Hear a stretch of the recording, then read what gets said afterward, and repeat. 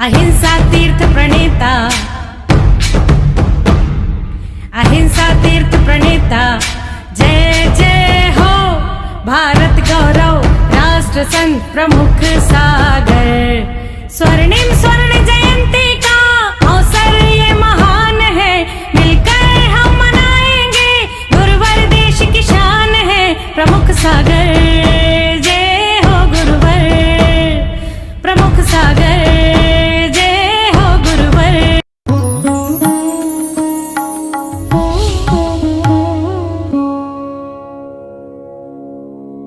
धर्मश्री महात्माओं, आपके गांव का नाम ही ऐसा है, पहले भी मैंने बताया था, कूच करो बिहार करो, दोनों ही शब्द एक है। लेकिन आज एक प्यारी सी चर्चा आपके सामने कर रहा हूं। भरत चक्रवर्ती के जीवन का उदाहरण आपके सामने रखने का प्रयास कर रहा हूं। भरत चक्रवर्ती के पास सारा वैभव था, सठखंड की अधिपति थी, उनके पास किसी चीज की कमी नहीं थी। तीर्थंकर आदिनाथ के पुत्र भरत चक्रवर्ती, जिनके नाम से इस देश का नाम भारत पड़ा, लेकिन हम लोग उस बात को ऊपर नहीं उठा पाए। आप विचार करके रखना, भरत क्षेत्र का ये भारत हमारे तीर्थंकर आदिनाथ के पुत्र भरत चक्रवर्ती के नाम से पड़ा। और अगर हम हिंदू संप्रदाय में देखते हैं तो दो भरत की और बात आती है, एक भगवान राम के भाई भरत और एक शकुंतला के भरत। ख्याल करो, सबसे पहले चक्रवर्ती भरत, जिनके पास सारा वैभव था, फिर भी वो धर्म की आस्थाएं रखते थे, गुरुओं की आस्थाएं रखते थे, अपने आत्म कल्याण का चिंतन और मनन करते थे। अगर मैं आपसे पूछूं, दो चीजें आपके पास हों सामने, एक तरफ धर्म और एक तरफ धन, आप क्या लोगे पहले? हाँ, बेईमानी का उत्तर है। आप विचार करके रखना, ईमानदारी में आदमी पहले धन की ओर भागता है। रास्ते से आप जा रहे हो, रास्ते से जा रहे हो, एक 500 नोट की गड्डी, पूरी 500 के नोट की गड्डी पड़ी है और एक तरफ जिनवानी पड़ी है, रखी है। हाँ, किधर जाएगी बल दृष्टि? आप विचार करना, एक तरफ धन रखा है, लक्ष्मी है, और एक तरफ सरस्वती है। आपकी बुद्धि सबसे पहले लक्ष्मी को पाने के लिए जाएगी, क्योंकि हमारी ये सांसारिक स्थिति ये बन चुकी है। हमारे पास ये मन में बुद्धि में बैठ चुका है कि आज पैसा है तो सब कुछ है। बाप बड़ा ना भैया, सबसे बड़ा रुपया। जब तक हमारे दिलो दिमाग में, हमारे मन में ये बैठा है कि पैसा है, धन है, दौलत है, इज्जत है, शोहरत है, तो मेरे पास सब कुछ है, तब तक तुम संसार के ही व्यक्ति हो, संसार के ही रहोगे। और जिस वक्त तुम्हारे मन में ये भाव आ जाए कि धन है, दौलत है, इज्जत है, शोहरत है, ये सब हमें छोड़ना है, हमें कल्याण करना है, उसी दिन तुम मोक्ष के राही बन जाओ तो कोई आश्चर्य की बात नहीं होगी। ख्याल करके रखना, सोच बदलना है। धन, दौलत, इज्जत, शोहरत, वैभव सब कुछ है, तुम्हारे पास भी है और उन भरत चक्रवर्ती के पास भी है। बस केवल सोच का अंतर है, इतना ही विचार करके रखना। आपने सोच रखा है कि धन, दौलत, इज्जत, शोहरत, वैभव, बिल्डिंग, मकान, दुकान सब हमारा है, पर ये नहीं सोचा है कि सब छोड़ना है। और ये सोच अगर आ जाए तो भरत चक्रवर्ती में और तुम में कोई अंतर नहीं आएगा। तुम्हारे सोच में इतना ही है कि इतना है, इतना ही और मिल जाएगा। तुम्हारी सोच में है कि इतना है, इतना ही और मिल जाए, तो भी हमारे को कभी पेट भरेगा नहीं। पढ़ते तो रोज हो मंदिर में, दाम बिना निर्धन दुखी, तृष्णा अवस धनवान, कहूं न सुख संसार में, सब जग देखो, लेकिन लगे उसी में रहते हो। ये सारा का सारा वैभव तो छोड़ो, ये शरीर भी मुझे यहीं छोड़कर जाना है। शरीर भी तुम्हारे साथ नहीं जाएगा, शरीर का एक बाल भी तुम्हारे साथ जाने वाला नहीं है। तुम्हारे साथ जो जाने वाली है उसकी तुम्हें चिंता नहीं। क्या जाएगा तुम्हारे साथ? तुम्हारी आत्मा। ख्याल करके रखना, वो तुम्हारा ऐसा मित्र है कि दुख में भी तुम्हारा साथ नहीं छोड़ता है, सुख में भी साथ नहीं छोड़ता है, कष्ट में भी साथ नहीं छोड़ता है, और तुम्हारे कल्याण में भी तुम्हारा साथ नहीं छोड़ता है। तुम कहो मुझे निगोद जाना है तो आत्मा कहेगी मैं भी चलूंगी। तुम कहो मुझे निर्वाण जाना है तो आत्मा कहेगी मैं भी चलूंगी। और तुम अभी कहो कि मुझे जेल जाना है, तुम्हारा परिवार का एक व्यक्ति तुम्हारे साथ जेल जाने को तैयार नहीं। हाँ, अगर आज तुम विचार करके रखना, तुम बीमार पड़ जाओ हॉस्पिटल में, तुम्हें 24 घंटे रखा जाए, जिनको लगाव ज्यादा होगा वो रह जाएंगे। 1 महीने तक हॉस्पिटल में, वो कहेंगे रोज हॉस्पिटल हमको यहाँ आए, हम ही अकेले इनके क्या है, दूसरे भी तो नंबर लगाओ, नंबर लगने लग जाएंगे। आप ख्याल करो, थोड़ी सी भी व्यवस्था बिगड़ जाए तो हमारा जीवन बिगड़ जाता है।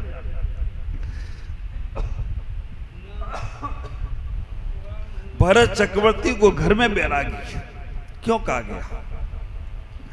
भरत चक्रवर्ती का उदाहरण देखने का प्रयास करना, मैं तो केवल सोच दे रहा हूं, आपको बदलना अपना पड़ेगा। भरत चक्रवर्ती राज दरबार में बैठे हुए हैं, अचानक उनका एक सैनिक आता है और कहता है महाराज की जय हो, महाराज की जय हो। भरत भाई पूछते हैं क्यों आज तो मेरी अचानक जय जयकार करने क्यों आ गए? उन्होंने कहा महाराज आज आपके रानीवास में 96,000 रानियां हैं, लेकिन आज उस रानीवास में एक पुत्र ने जन्म लिया है। अब भरत चक्रवर्ती के यहाँ तो रोज पुत्र जन्म लेता हो, 96,000 रानियां हैं तो रोज जन्म ले पुत्र तो कोई आश्चर्य की बात नहीं है। कोई जन्मता होगा, कोई मरता होगा, अपने रोज सुख दुख कहां से मना है। फिर भी उन्होंने कहा ठीक है। एक ने आकर बोला कि आपके रानीवास में एक पुत्र का जन्म हुआ है। भरत चक्रवर्ती ने कहा ठीक है। दूसरा सैनिक जोर आया और बोलता है कि महाराज की जय हो। पूछा क्या हुआ? पूछा महाराज आपके आयुधशाला में चक्र रत्न प्राप्त हुआ है। अब आप सचखंड की यात्रा पर जाएंगे तो कभी कोई राजा आपको ऊंची आवाज में बात नहीं कर सकता, कोई राजा आपके सामने सर नहीं उठा सकता, क्योंकि चक्र आपके आयुधशाला में आ गया है, आप चक्रवर्ती हो गए हो। भरत महाराज कहते हैं ठीक है। तीसरा एक सैनिक आता है और महाराज की जय बोलता है, महाराज की जय हो, महाराज की जय हो। महाराज पूछते तुम क्या खबर लेकर आए हो? बोलता महाराज आपके पिता तीर्थंकर आदिनाथ को केवल ज्ञान प्राप्त हो गया है, केवल ज्ञान की प्राप्ति हो गई। तात्कालिक भरत चक्रवर्ती अपने स्थान से उठते हैं, अपने स्थान से खड़े होते हैं। जहां पर भगवान आदिनाथ को केवल ज्ञान हुआ था, 7 कदम आगे चलकर प्रणाम करते हैं और अपने गले का 9 लाख का हार, अपने गले का मोतियों का हार उतार कर उस तीसरे सैनिक को देते हैं। ख्याल करना, भरत चक्रवर्ती से जब दोनों सैनिकों ने पूछा महाराज आपने हमारा तो सम्मान किया नहीं, आपने उस तीसरे सैनिक का सम्मान किया। हमने, पहला सैनिक बोलता है मैंने इतनी अच्छी सूचना दी, आप पिता बन गए हैं, पिता बनने की सूचना मैंने दी और आपने मेरा सम्मान नहीं किया। दूसरा सैनिक बोलता है मैंने चक्रवर्ती बनने की सूचना दी, आपने मेरा सम्मान नहीं किया। तीसरे सैनिक ने तो कहा आदिनाथ को केवल ज्ञान हुआ, उससे आपको क्या फायदा? हमने तो आपको पिता बनने की सूचना दी, आपको चक्रवर्ती बनने की सूचना दी, लेकिन तीसरे ने तो आदिनाथ को केवल ज्ञान प्राप्त हुआ उनकी सूचना दी, उसका आपने सम्मान किया, हमारा क्यों नहीं? बड़ी प्यारी बात बोली भरत चक्रवर्ती ने। अध्यात्म के योगी थे वो, घर में रह के बैरागी थे वो, उनका जीवन जागृत था, सुसुप्त अवस्था में भी जागते थे। आप विचार करके रखना, बड़ा प्यारा उत्तर दिया उन्होंने। पहले सैनिक से कहा तुमने मुझे पिता बनने की सूचना दी तो तुमने सूचना मुझे दी कि मैं भोगी हूं, मैंने भोग भोगे हैं, उसका फल मुझे पुत्र के रूप में मिला है। तुम्हारा क्या सम्मान करना? तुम मुझे भोगी बना रहे हो, संसारी बना रहे हो, संसार की इच्छाएं पूरी करा रहे हो, तुम्हारा कोई सम्मान नहीं होना चाहिए। दूसरे नंबर पे कहा कि महाराज आप चक्रवर्ती बन गए, चक्रवर्ती बनने की सूचना दी, अब मैं चलूंगा, कोई मेरी बात नहीं मानेगा तो मैं चक्र चलाऊंगा। तो तुम तो मुझे हिंसक बना दिए, हिंसा बनने की सूचना दी है, तुम्हारा क्या सम्मान करना? तुमने तो कह दिया महाराज अब आप हिंसा करो तो कोई आपको रोक नहीं सकता क्योंकि चक्रवर्ती हो गए हो। तीसरे सैनिक का मैंने इसलिए सम्मान किया, आदिनाथ को केवल ज्ञान की प्राप्ति हुई है, मतलब अब जब दिव्यदेशना खिलेगी तो हर जीव का कल्याण होगा, और हर जीव का कल्याण होगा तो ऐसे व्यक्ति का सम्मान होना चाहिए, क्योंकि अब उनकी दिव्य देशना खिलेगी तो सब जीवों का कल्याण होगा। आप विचार करना, ये तीनों प्रसंग आपके बीच में आते हैं, आप किसका सम्मान करते हैं? पहला विषय आता है आपके जीवन में, कहीं पर किसी के घर में बेटा हुआ, किसी के घर में शादी हुई। दूसरा प्रसंग आता है कि आपके घरों में, आपके नगरों में सारगा का समय चल रहा है, व्यापार का समय चल रहा है, और उसी समय महाराज आ गए। आप विचार करो, किसी ने आके सूचना दी आपको कि आपके घर, आपके फलाने फलाने के यहाँ बेटा हुआ है, शादी है आपको, और आपको बुलाया गया है। दूसरे नंबर पे कहा कि सारगा का समय है, बिजनेस का समय है, दुकान खुली हुई है, अभी दुकान बंद नहीं कर सकते क्योंकि सारगा का समय चल रहा है, और उसी समय महाराज आ गए। कहाँ जाओगे पहले? अब बताओ, है ना? धर्म प्यारा है या धन प्यारा है? अब बताओ। तुम तो उस वक्त बोल रहे थे धर्म प्यारा है। आप ख्याल करना, शादियां आ गई हैं, सारगा चल गया है, और उसी समय महाराज आ गए। महाराज का तो काम ही क्या है, आते जाते रहते, शादी निपटाओ पहले, क्योंकि वो दोबारा मिलने वाली नहीं है। हाँ, ग्राहक आ गया दुकान पे, पहले ग्राहक को चला लो, महाराज को तो हम बाद में भी सुन, और महाराज को साक्षात नहीं सुनेंगे तो टीवी में सुन लेंगे। ये जनवाणी चैनल लगा हुआ है, रात को 9:40 पे आएंगे महाराज, तो सुन लेंगे अपन। अब टटोलो अपने मन को, विचार करना। अभी बोल रहे ना, शीश दिए तो गुरु मिले तो भी सस्ता जान। तुम शीश मत दो, तुम तो बिहार कराओ सिंह हमारा यहाँ से सिलीगुड़ी तक, तो भी हम सस्ता जान लगे। आप विचार करके, हमें शीश नहीं चाहिए तुम्हारा, तुम तो केवल बिहार में साथ दे दो, आहार में साथ दे दो, तो भी हम सस्ता जान। शीश दे दोगे तो हम कहाँ संभालेंगे, तुम समर्पण दे दो हमको, बस इतना ही ख्याल करके रखो। तुम्हारे जैन धर्म में या तुम्हारे गुरुओं में अगर तुम्हारे धर्म को तुम्हें बढ़ाना है, तो जब गुरु आए तो हमारे घर, हमारे दुकान सब बंद होना चाहिए, क्योंकि हमारे नगर में गुरु आ रहे हैं, और गुरु हमारे भगवान का रूप है, और जब तक वो रहेंगे तब तक हमें अपने बिजनेस व्यापार उनके समय के अनुसार करना है। ख्याल करो, आज तीर्थंकरों का समोसण नहीं आने वाला है, आज तीर्थंकर तुम्हारे बीच में आने वाले नहीं हैं। और जिस नवोकार मंत्र को तुम रोज पढ़ते हो, नमो अरिहंताड़म, आने वाले नहीं। नमो सिद्धाड़म, वहां तो पहुंच ही नहीं पाओगे, सिद्धालय में जाना पड़ेगा। तीसरे नंबर पे क्या बोलते हो? और आइडियाड़म आ जाए तो क्या करते हो? हाँ महाराज आप आए, मैं आपके पास आया हूं, और आप जाओगे तो मैं पहुंचा भी दूंगा। आयली आलम मतलब जिनको तुम बोल रहे हो वो तुम्हारे पास आ जाए, सोचना वो परमेष्ठी आए हैं, और उनका दर्शन होना तो आज करो, विचार करो एक बार उन विद्वानों को, पंडितों को, पंडित दौलत राम जी, पंडित ध्यानत राम जी, याद करो उन पंडित भूदास जी को जिनको साधुओं के दर्शन नहीं मिलते थे।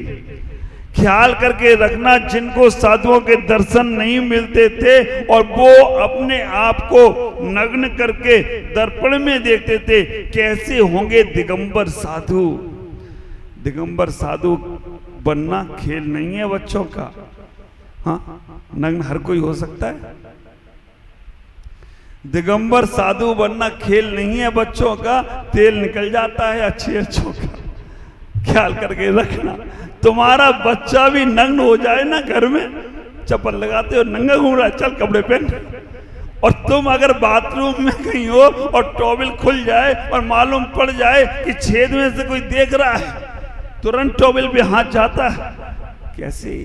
लेकिन तुम्हारे दिगंबर संत विचरण करते हैं इस प्रकार से। मैं आपसे इतना ही कहूंगा, आज बहुत सारे लोग यहाँ बैठे हैं, दिगंबर संप्रदाय से नहीं, श्वेतांबर समाज से, महेश्वरी समाज से, अग्रवाल समाज से, सारे के सारे लोग बैठे हैं। केवल एक बार दिगंबर संत का दर्शन करना है, उनका अर्चन और पूजन करना है। आप ख्याल करो, अभी डॉक्टर साहब के यहाँ रुके थे, उपशमन, डॉक्टर साहब ने नाम भी उसका रखा कि बीमारियों का उपशमन करना। कितना पूरा स्टाफ, पूरा सबको ले गए गुरु के दर्शन कर, एक बार अर्चन पूजन कर लो। आप भी वही पुण्यशाली लोग हैं, सौभाग्यशाली लोग हैं। कुछ बिहार वालों, नाम तो ऐसा है कि कूच करो बिहार करो, लेकिन अभी मैं कूच करने वाला नहीं हूँ, अभी बिहार भी करने वाला नहीं हूँ, आज तुम्हारे यहाँ ही रुकने वाला हूँ। जितना लाभ ले सको उतना लाभ लेना। कल की तो बोल नहीं सकता हूँ, आज के बाद शाम को मालूम पड़ेगा कल क्या होना। लेकिन पूर्वोत्तर में साधुओं का आना, इधर अपर में साधुओं का आना बहुत मुश्किल होता है। अभी स्थितियां बड़ी नाजुक हैं, लेकिन फिर भी तुम्हारे यहाँ तुम्हारे पुण्य से संत पहुंचते हैं। जितना लाभ लोगे उतना जीवन आगे बढ़ेगा। भरत चक्रवर्ती का जीवन हमेशा हमारे देवों का, भगवंतों का, गुरुओं का सम्मान में रहा है। हमारे जीवन में भी ऐसा पुण्य है। आप देखो, आपके यहाँ के बीजेपी के क्या नाम है, क्या पंकज जी, परसों नरसों से ही लगे कि महाराज आप पधारो, जहां तक होगी वहां तक मैं अपनी व्यवस्था बनाऊंगा। श्वेतांबर समाज के आगे आगे तक घर हैं, कहना भी नहीं चाहिए मुझे, लेकिन कहना पड़ता है। मैंने माता भंगा के दर्शन पहले भी नहीं कर पाया था, जब लौट के यहां से जा रहा था, जब यहां से सीधे जा रहा था। पूर्वोत्तर में आना होता नहीं है, लेकिन अभी भी माता भंगा के दर्शन करने के लिए बार बार यहाँ से सुनील भाई, समाज के लोग, सब लोग खबर कर रहे हैं। हमारी अजय रूपा रारा, जो रूपा रारा हमारी माता भंगा की हैं, वहां से वो खबर कर रही हैं, उनके फोन उठाने बंद कर दिए। कैसे लोग, महाराज को दर्शन करना है और दर्शन करके आगे जाना है। पंकज भाई ने बोला, महाराज मैं अपनी पूरी समाज को लगा दूंगा, पूरा रास्ता तय कर दूंगा, मैं आपको पूरा माता भंगा के दर्शन करा के सिलीगुड़ी तक पहुंचा दूंगा। श्वेतांबर समाज के लोग बोलते हैं। आप विचार करो, हमारा दिगंबर समाज हो या श्वेतांबर या महेश्वरी या अग्रवाल, अगर आपके दिलों में अगर गुरुओं के प्रति भक्ति आ गई, जब आपका संत नगन होकर जब चलता है बिहार में, तब हमें अपना प्रतिष्ठान, अपने काम धाम बंद करके उनके साथ बिहार में चले। पैदल ना चल पाए, गाड़ी में चले।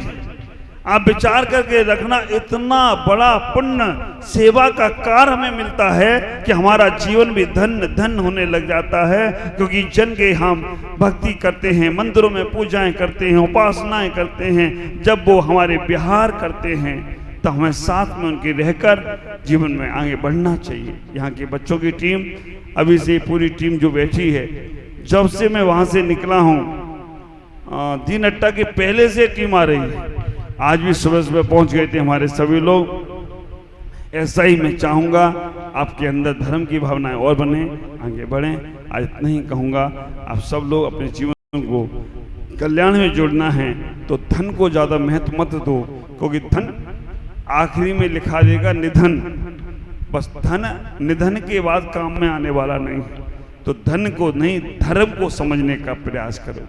धर्म तुमसे कुछ छुड़ाएगा नहीं, पर धर्म ये कहने का प्रयास करेगा ये तुम्हारा नहीं है, तुम्हारी आत्मा तुम्हारी है, उसकी तरफ ख्याल करो। हमारे पूज्यपाद स्वामी इष्टोपदेश ग्रंथ में कहते हैं, यत् जीवस्य उपकारस्य तत् देहे अपकारस्य, यत् देह उपकारस्य तत् जीव अपकारस्य।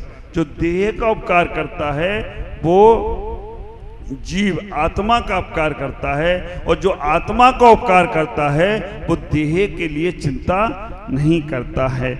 इसलिए देह से विधेय, धन से हम विमुक्त होकर धर्म की ओर चाह रखें। इतना ही भावना रखें, जब मौका मिले अच्छे कार्य करने का उसे कल पे मत टालना, अच्छे कार्य आज और अभी करने का प्रयास करना, और गलत काम करने का या किसी को गलत बोलने का मौका आए सोचना कल करेंगे परसों करेंगे, तब जीवन सार्थक होगा। ओम नमः जय गुरुदेव।